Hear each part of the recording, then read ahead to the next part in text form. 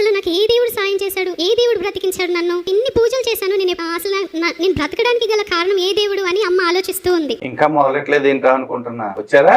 ఎన్ని పూజలు చేసినా ఈ దేవుడు కాపాడలేదంటే అలాంటి వాటి కాపాడాల్సింది దేవుళ్ళు కాదమ్మా, డాక్టర్లు. అందుకే వైద్యో నారాయణ హరిహే అని చెప్తుంది సనాతన ధర్మం. అంటే ఈ వైద్యుడు అనగానే ఎక్కడి నుంచో వచ్చి పడతాడు అనుకుంటారు. కాదు, అలాంటి వైద్యులు ఈ భూమి మీద ఉండేలాంటి అవకాశం కల్పించింది కూడా ఆ దేవుడే. అందుకే సాక్షాత్తు వైద్యుడిని హరితో పోల్చారు. అలాంటి వాళ్ళు చేసిన సేవకి గుర్తుగానే మనం కూడా చెప్పుకుంటాం, మానవ సేవే మాధవ సేవ.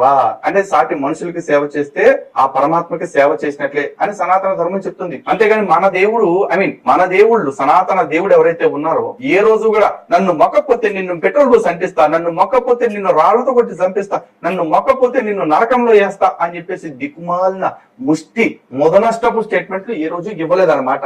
అవన్నీ నీకు తెలిసే అవకాశం కూడా లేదు. తెలుసుంటే నువ్వు ఇట్లా మతం మారేదాన్ని కాదుగా.